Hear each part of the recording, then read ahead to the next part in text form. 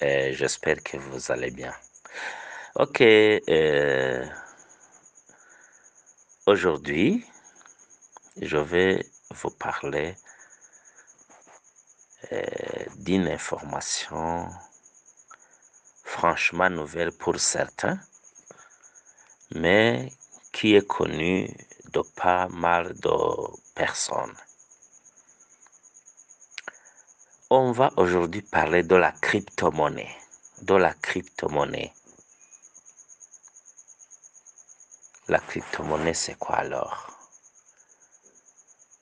C'est une monnaie électronique, peer-to-peer, pair à pair, qui est décentralisée, se basant sur des principes de la cryptographie pour valider les transactions et la génération de la monnaie elle-même. La crypto-monnaie, dite aussi crypto-actif ou crypto-devise ou monnaie cryptographique ou encore cybermonnaie, est une monnaie numérique, c'est un actif numérique, émise de pair à pair sans nécessité d'une banque centrale, utilisable au moyen des réseaux informatiques décentralisés. Elle utilise des technologies de cryptographie et associe l'utilisateur au processus d'émission et de règlement des transactions. Zero CoinMarketCap, qui est bien sûr une plateforme mondiale où on peut trouver des milliers de crypto-monnaies et qui peut ne pas, je m'excuse, ok, et CoinMarketCap, je dirais qu'il y a une plateforme où on peut consulter toutes les crypto-monnaies. C'est-à-dire qu'une crypto-monnaie qui n'est pas listée sur CoinMarketCap n'est pas acceptée. C'est-à-dire que, comme on dit qu'il y a une banque mondiale qui réglemente les banques centrales des pays, c'est-à-dire au niveau de la monnaie fiat, au niveau des crypto-monnaies, on en trouve alors CoinMarketCap. C'est-à-dire que aujourd'hui, selon CoinMarketCap, il y a plus de 20 000 crypto-monnaies qui sont dans le monde, avec une valeur avoisinant 1000 milliards d'euros. Une crypto-monnaie alors a comme principe de fonctionnement, c'est-à-dire que la crypto-monnaie repose sur une blockchain, c'est-à-dire la blockchain, c'est un registre distribué ou un grand livre de compte qui est consultable par tous, qui répertorie l'ensemble des actions du réseau depuis l'origine. C'est-à-dire que quand je suis au Burundi, quand je suis en Tanzanie, quand je suis aux États-Unis, quand je suis au Canada, et que je vais envoyer, par exemple, 1000 dollars Bitcoin à mon ami qui est en Australie, c'est pas une seule machine qui traite cette transaction. C'est ça la blockchain en fait. C'est-à-dire que ce sont des chiffrements informatiques qui sont opérés par plusieurs ordinateurs interconnectés au monde entier, mais qui sont traçables. Voilà, qui sont traçables. Les informations à ajouter sont appelées transactions et sont groupées dans des blocs. Une transaction peut par exemple être un transfert de crypto-monnaie d'une personne à une autre, d'une personne qui est à Bujumbura vers une personne qui est aux États-Unis. Les acteurs du réseau appelés nœuds possèdent, stockent et vérifient leur propre version de la chaîne depuis le tout premier bloc appelé bloc genèse. Une blockchain est considérée comme valide lorsqu'il est possible de la vérifier totalement en partant du bloc genèse. Comme il n'y a pas d'autorité centrale ou de tiers de confiance, le système est dit décentralisé. On ne peut pas parler de crypto-monnaie si on ignore le mot décentralisé. C'est-à-dire que c'est la transaction peer-to-peer, de pair à pair, entre deux personnes. Il n'y a pas la troisième personne qui interfère là-dedans. Pour garantir l'immuabilité de la chaîne, c'est-à-dire qu'il n'y a pas eu de modification dans un ancien bloc, ceux-ci sont chaînés entre par des fonctions cryptographiques de hachage. Chaque nœud étant en réalité un ordinateur connecté au réseau par Internet.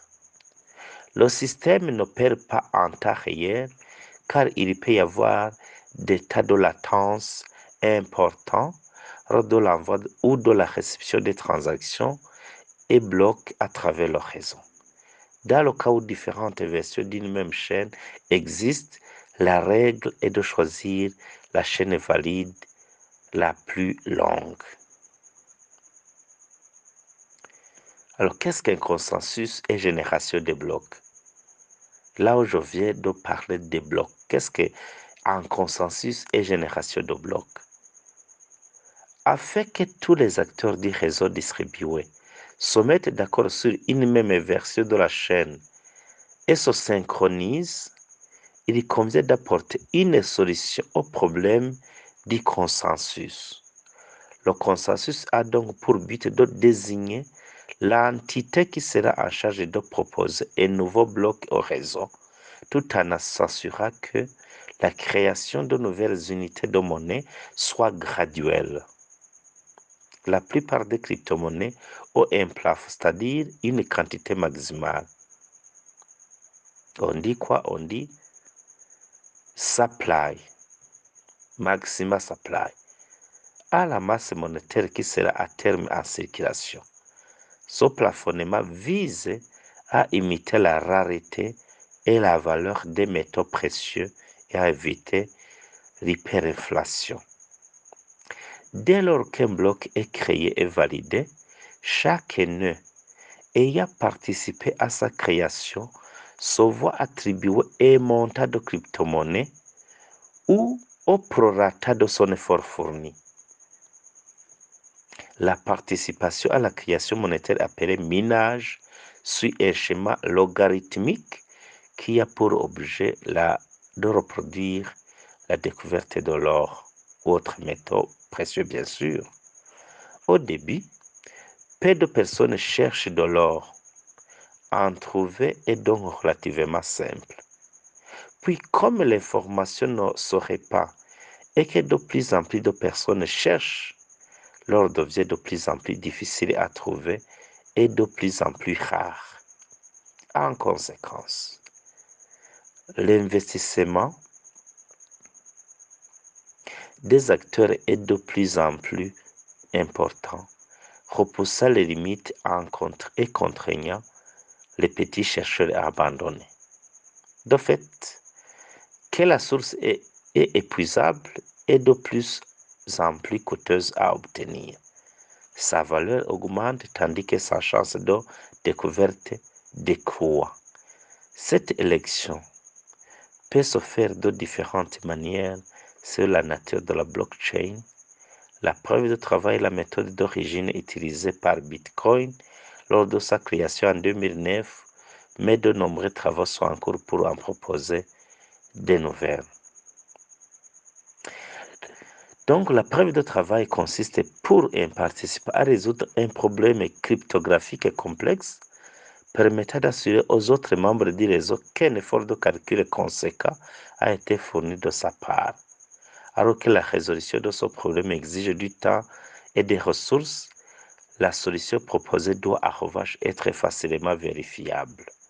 Le problème à résoudre est directement déduit de la blockchain, par exemple, du contenu du bloc est courant dans le cas de Bitcoin. La difficulté d'adapter à la puissance de calcul du réseau afin que la création du nouveau bloc respecte une fréquence moyenne constante. Bien qu'en théorie, de simples CPU ou de GPU, c'est-à-dire processeurs de carte graphique, suffisent à résoudre un problème cryptographique, les blockchains actuels les plus connus, Bitcoin, Ethereum, etc., comportent un niveau de difficulté trop élevé pour que cela soit réalisable à un temps acceptable. Voilà, j'espère que vous avez pu comprendre ce que c'est la crypto-monnaie, ce que c'est la blockchain. Voilà. Il doit y avoir donc ce que nous appelons preuve d'ange, afin de permettre une production de crypto-monnaie moins énergivore. Ethereum prévoit une transition de sa méthode de validation par la preuve de travail, proof of work, vers la preuve d'ange, proof of stake. Ce choix intervient après de longs débats et plusieurs années de recherche par le fondateur d'Ethereum, Vitalik Buterin, bien sûr, et le développeur Vlad Zamfir, pour participer à la validation des transactions et la création de blocs. Il faut mettre sous séquestre une partie de son capital, bien sûr. Les usagers sont récompensés de l'indisponibilité temporaire de leurs Ethereum à recevoir la monnaie créée simultanément avec le nouveau bloc. Le protocole Ethereum requiert la mise sous séquestre de 32 Ethers pour participer à la validation des blocs. En septembre 2022, un Ether vaut 1578 €. De la mise minimale sera donc d'environ 50 000 €.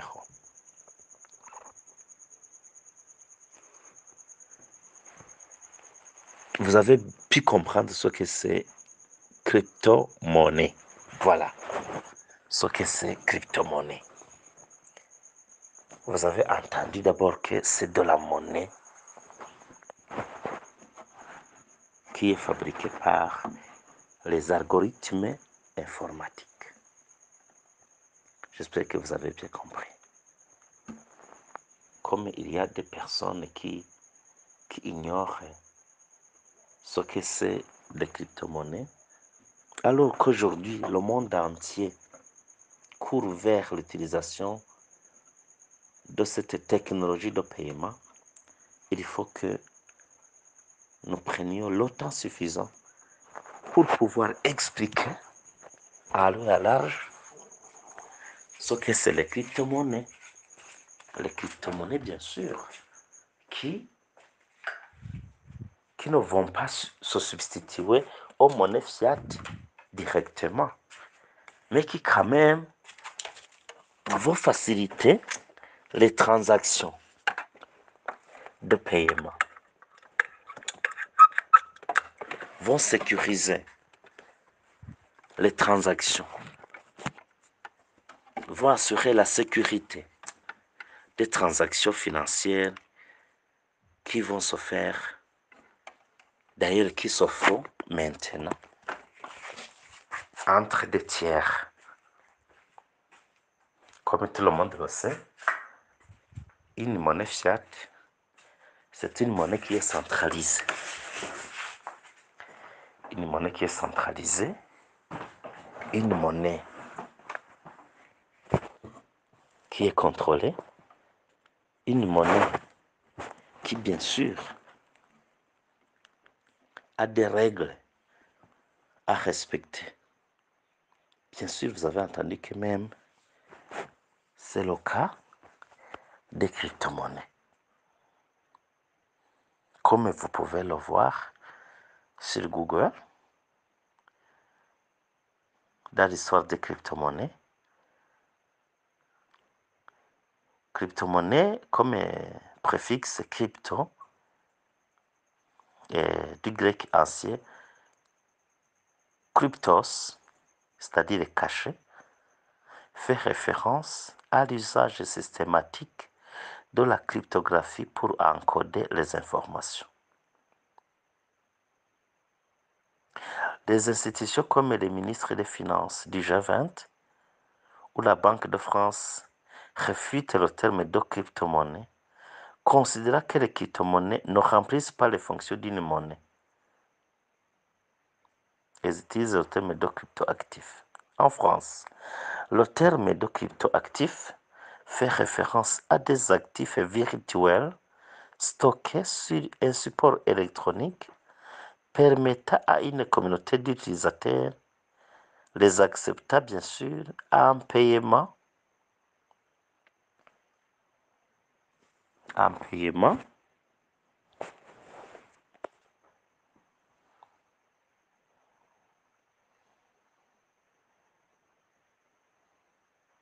de réaliser des transactions sans avoir à recourir à la monnaie légale. Depuis le 1er janvier 2019, le terme juridique et fiscal consacré dans la loi est celui de l'actif numérique qui contient techniquement les crypto-monnaies. Voilà.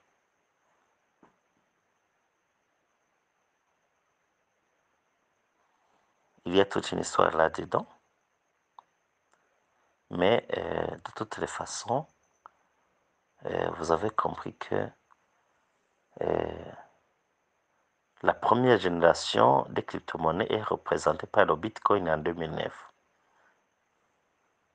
Solidement implanté, initiateur de l'engouement médiatique et public pour les crypto-monnaies, le Bitcoin souffre bien sûr des lacunes régulièrement pointées, comme sa lenteur, sa taille de bloc relativement faible notamment. Voilà. Le Bitcoin qui a vu naissance en 2009, c'est-à-dire qu'en 2009, quand vous aviez par exemple 100 $, vous pouviez acheter 100 000 bitcoins. Actuellement, où je vous parle, un bitcoin coûte plus de 16 000 $. C'est-à-dire, si vous aviez au moins acheté des bitcoins de 100 $ en 2009 et que vous aviez pu acheter 100 000 bitcoins, aujourd'hui, vous auriez 1,6 milliard de dollars avec seulement 100 $ que vous aviez dépensé en 2009. J'espère que vous avez compris. Voilà. Une deuxième génération de crypto-monnaies a vu le jour en 2011. L'archétype de cette nouvelle génération est l'Ethereum, qui est dérivé du code source de Bitcoin, qui fait usage des contrats intelligents, ce que nous appelons les smart contracts. La troisième génération de crypto-monnaies a vu le jour en 2017. Voilà.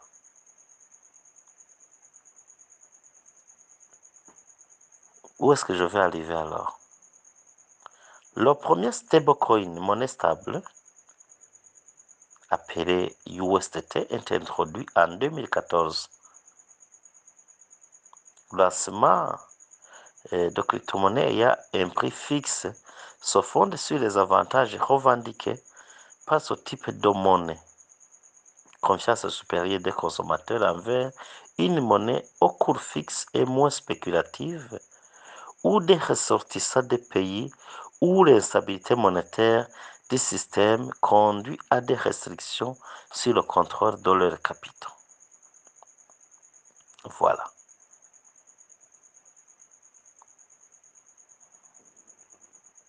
Où est-ce que je vais arriver? Vous avez compris ce que c'est les crypto-monnaies. Vous avez entendu qu'en 2020,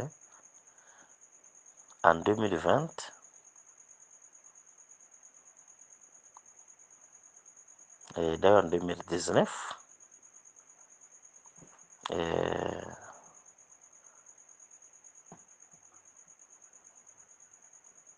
il y a eu naissance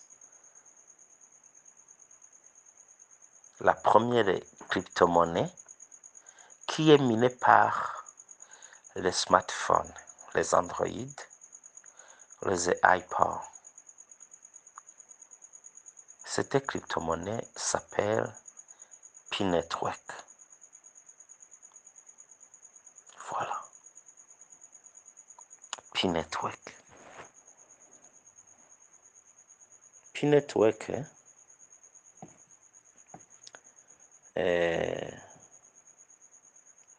a eu naissance en 2019, bien sûr.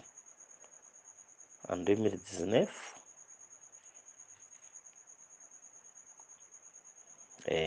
fondé par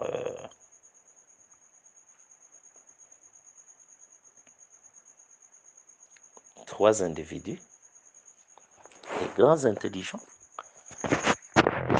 de l'université Stanford en Californie. Voilà, en Californie. Ici, on ne peut pas ne pas citer Dr. Nicolas Kokalis et son épouse, et la chinoise,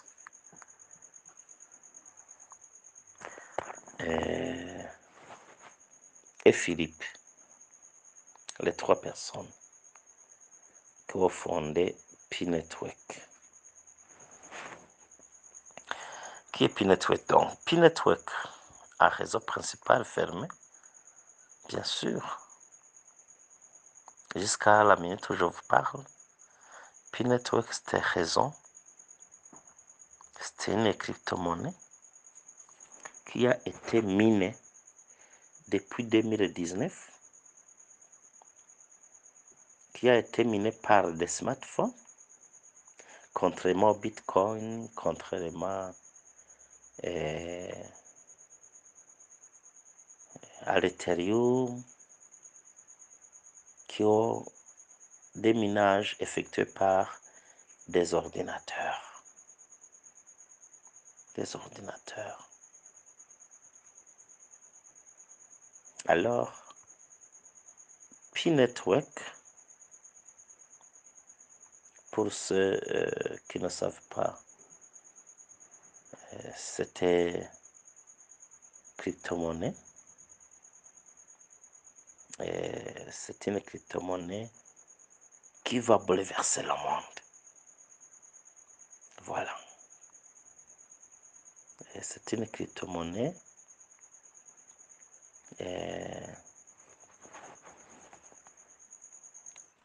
qui permet aux utilisateurs de gagner de la crypto-monnaie appelée Pi à partir de n'importe quel appareil mobile.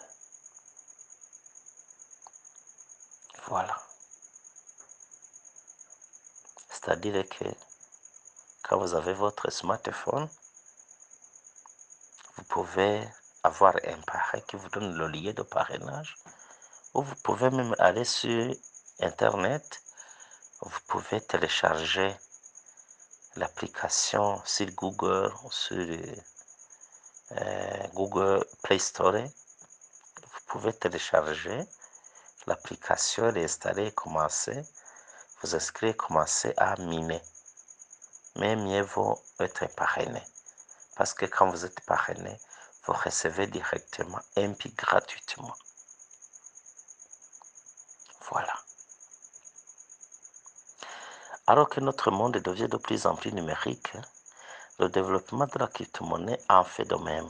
De nouvelles crypto-monnaies apparaissent chaque jour et offrent de nouvelles fonctionnalités et opportunités intéressantes comme P-Network. P-Network est une de ces crypto-monnaies représentant un nouveau type de monnaie numérique que les gens ordinaires peuvent utiliser. Désormais, toute personne disposant d'un smartphone peut miner des Pi.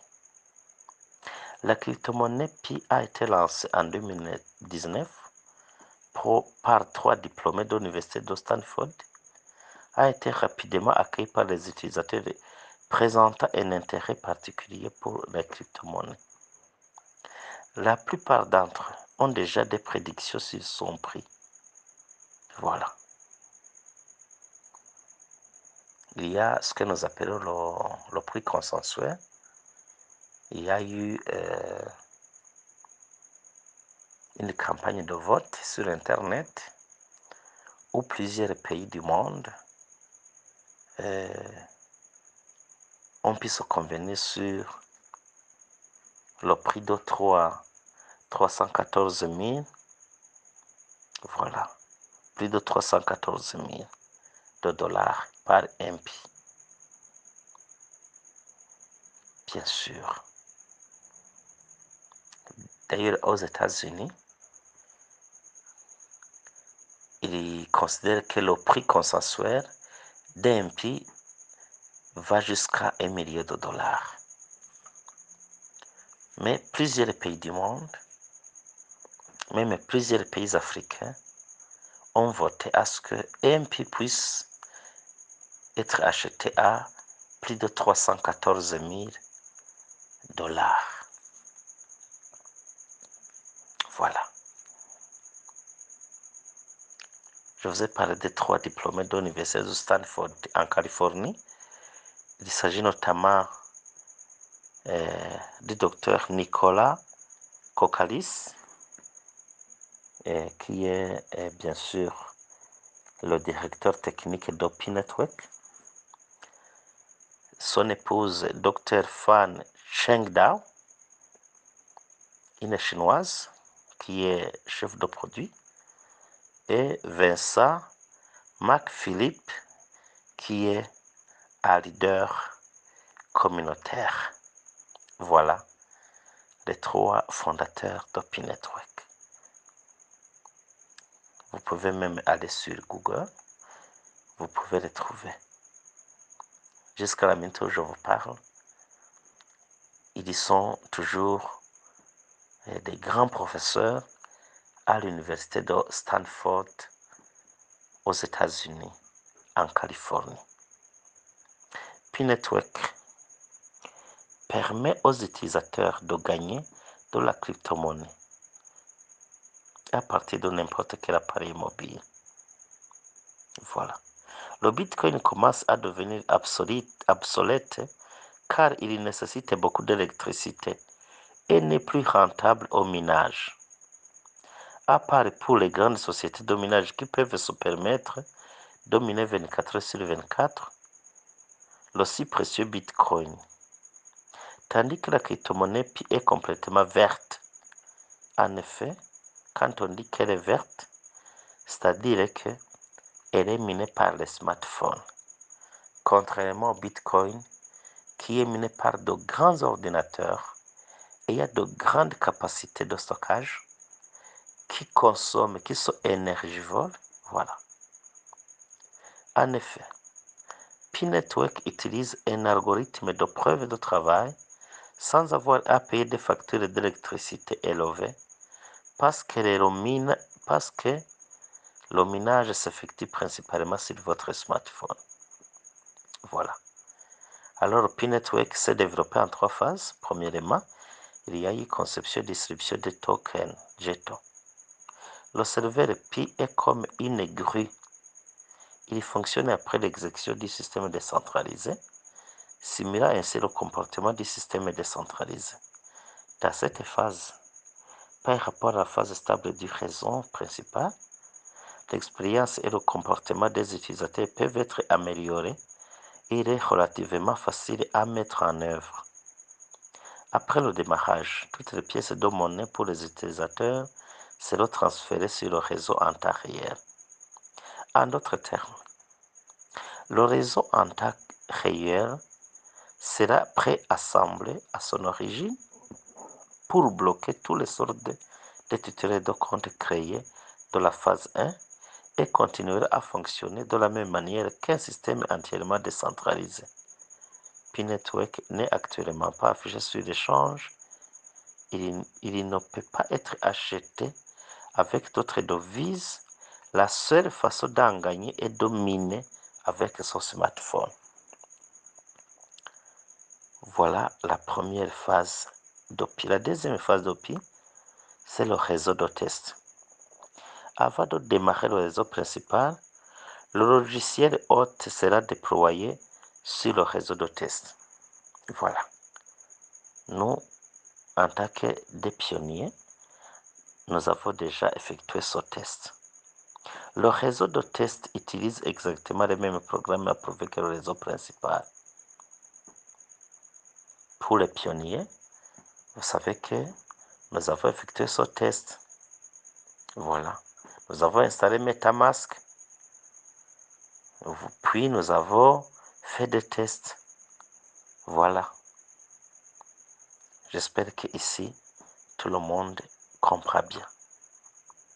Si par exemple, il advenait qu'il y a un pionnier qui n'a pas encore fait de test, c'est-à-dire qui n'a pas encore lié son compte P-Network et son MetaMask, il faut qu'il le fasse très rapidement possible. Voilà.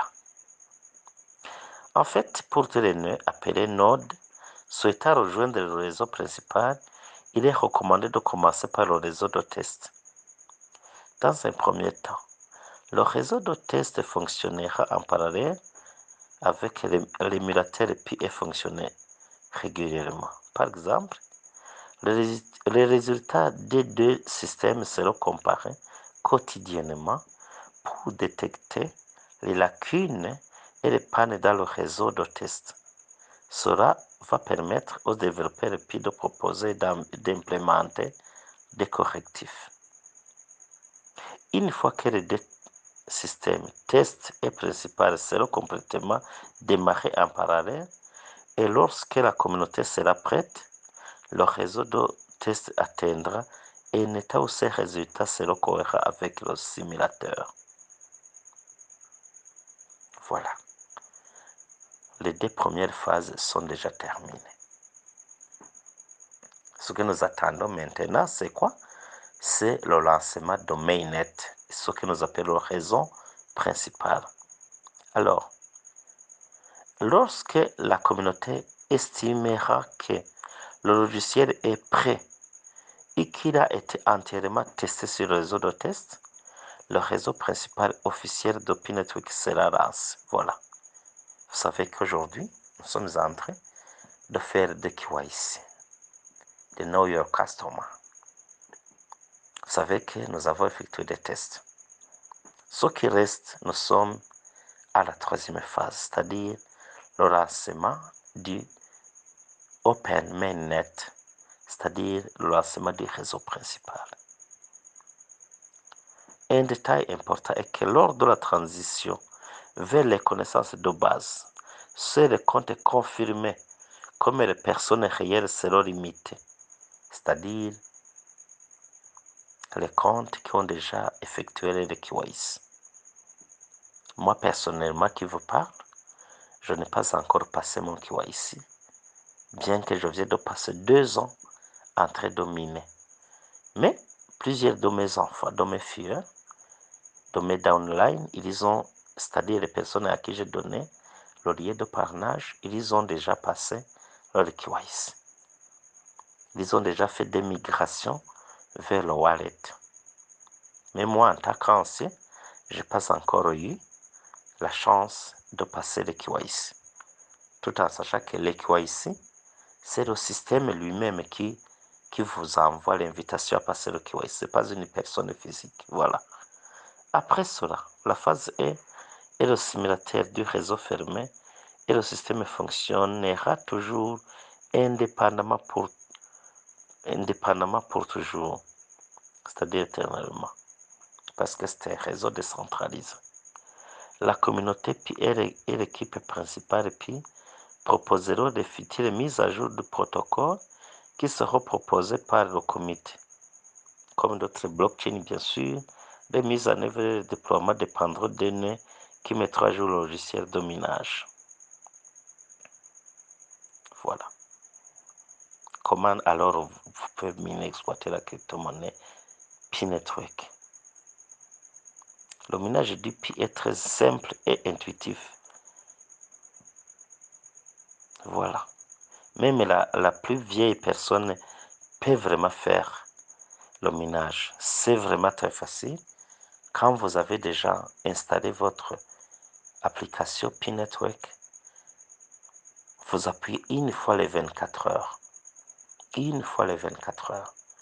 Et puis, vous pouvez même inviter les autres à rejoindre votre réseau. Et quand vous les invitez, vous avez la chance d'augmenter les Pi gagnés par session de minage. Voilà. Pour vous connecter à Internet, tout ce dont vous avez besoin est un appareil mobile basé sur un iOS ou un Android. Voilà. Chers frères et sœurs, voici comment vous pouvez le faire. En fonction de votre type de système d'exploitation, accédez à l'App Store ou à Google Play Store. Entrez, si vous avez un App Store, c'est-à-dire iPhone, ou Google Play, c'est-à-dire un Android, Play Store, vous écrivez Pi Network dans la zone de recherche. Vous allez télécharger votre Pi Network sur votre smartphone et vous allez l'ouvrir. Vous allez préciser la méthode d'inscription. Si vous choisissez vous inscrivez par Facebook, numéro de téléphone. Personnellement, je vous conseille d'utiliser votre numéro de téléphone. Nous recommandons la deuxième option car elle est plus sécurisée. Voilà. Indiquez le pays de résidence et le numéro de téléphone. Remplissez le prénom, le nom et le surnom. Voilà. Vous pouvez même mettre votre nom d'utilisateur, votre surnom. C'est-à-dire, vous allez mettre le surnom de la personne qui vous a donc donné le lien. Voilà. Après inscription, chaque utilisateur peut obtenir un Pi par compte. C'est-à-dire, quand vous êtes parrainé, celui qui vous parraine vous donne directement un Pi. Voilà. Il y a même des classements, c'est-à-dire des catégories, des pionniers, c'est-à-dire des personnes qui minent un Pi. Notamment, il y a, quand vous commencez, on vous appelle des pionniers. Piona. C'est un classement d'entrée de gamme pour tous les utilisateurs. L'échelle de production est de 0,10 Pi par heure. Si vous avez participé au programme de parrainage pendant la période d'inscription, vous pouvez l'augmenter jusqu'à 0,15 Pi par heure. Après, vous allez vous appeler contributeur. Pour obtenir ce classement, vous devez miner la crypto-monnaie Pi pendant 3 jours. Et puis, vous allez vous appeler ambassadeur. Le classement des utilisateurs qui ont invité d'autres membres à se connecter au réseau Pi, c'est-à-dire ceux qui ont invité les autres, ceux qui ont donné les liens aux autres pour qu'ils adhèrent à Pi, s'appellent des ambassadeurs. Puis, il y a ce que nous appelons des nodes. Donc, c'est un membre qui a connecté d'autres appareils au réseau, c'est-à-dire de PC à Mac à iPad. Son niveau est encore en développement et sera disponible dans le futur.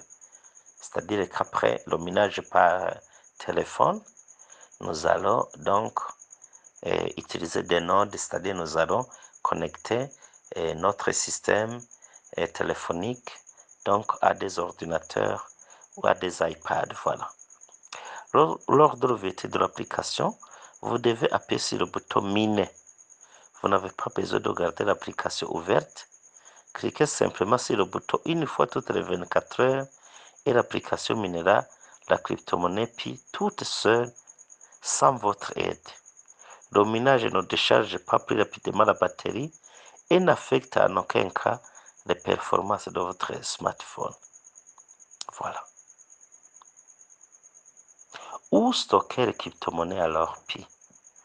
Le portefeuille ou wallet en anglais, où sont stockées vos crypto-monnaies Pi est directement sur l'application, ce qui vous permet de vérifier vos coins. Dans la troisième phase du projet, vous pourrez également choisir de posséder entièrement la clé privée et la clé publique. Pour les pionniers qui m'écoutent, vous savez que nous avons lié le compte Pi à Pi Browser. Vous le savez. Et puis, vous savez que nous avons lié nos comptes à un portefeuille, c'est-à-dire au wallet.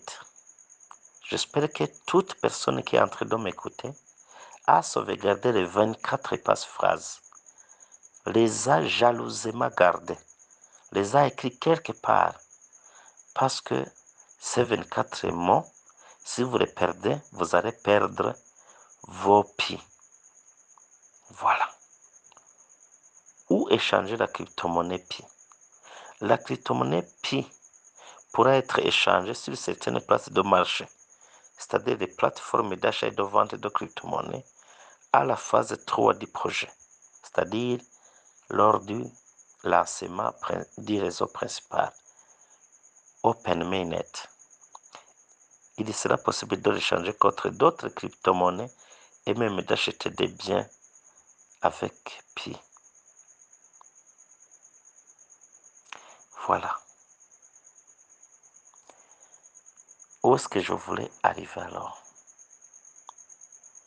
Je voulais arriver à l'actualité. Après vous avoir parlé d'OPI,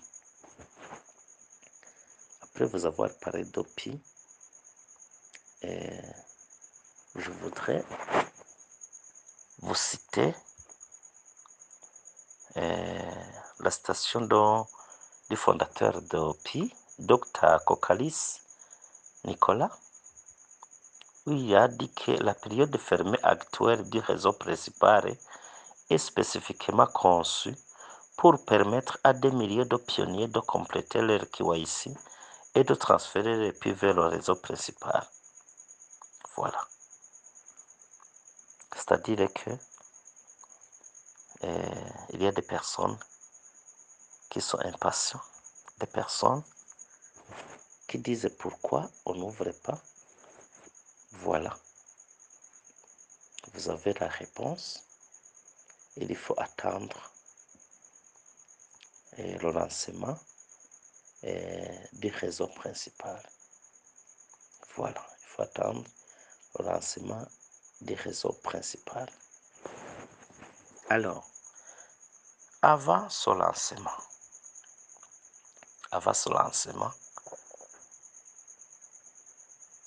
avant que même Dr. Nicolas puisse prononcer le lancement du réseau principal, depuis le matin, aujourd'hui nous sommes le 29 décembre 2022, nous avons vu plusieurs échangeurs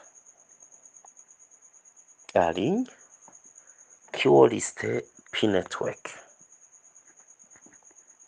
alors que nous sommes encore dans le réseau principal fermé. Voilà, j'ai vu XT.com, Biconomy, Huobi Global, j'ai vu Binance.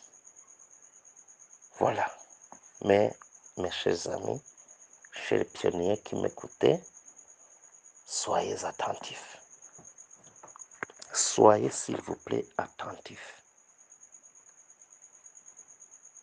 Il faut attendre le lancement proprement dit du réseau principal. S'il vous plaît. S'il vous plaît. Et ce soir, nous avons pu voir que PICOA, c'est-à-dire le contrôleur du réseau, c'est-à-dire Coa Team, a sorti un communiqué. Laissez-moi vous lire ce communiqué de ce soir. Ce soir, voilà. Le communiqué a été lancé le 29 décembre 2020 à 20h17 heure de Bujumbura. Laissez-moi vous le lire en français. Pi est dans le réseau principal fermé, sans aucune connectivité externe autorisée. Pi Network n'est pas affilié et n'a autorisé aucune liste d'échange. De telles listes peuvent ne pas fonctionner sur des vrais Pi. La participation peut entraîner une perte. Ne faites confiance qu'au canal Pi officiel. Chez les pionniers qui m'écoutent, attention. S'il vous plaît, attention. Vous entendez que la communication officielle de Pi Network vient de vous interdire de participer à ces échanges qui sont effectués par ceux que nous appelons des scammers. Si vous acceptez d'y participer, vous allez perdre vos Pi. Et si vous les perdez, ne venez pas pleurer disant que vous n'avez pas été averti. Voilà.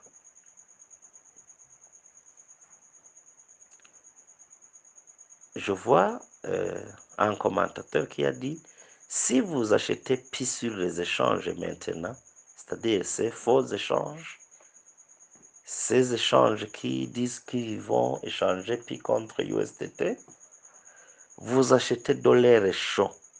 Aucun échange n'est autorisé à se connecter à la blockchain Pi et à la liste Pi. Suivez l'avertissement officiel de Coa Team sur cette spéculation en cours.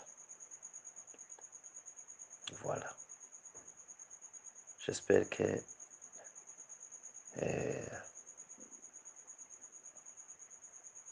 vous avez compris. Chers pionniers, vous savez que vous avez de l'or dans vos mains. Vous avez été fatigué. Vous avez passé tout votre temps à miner.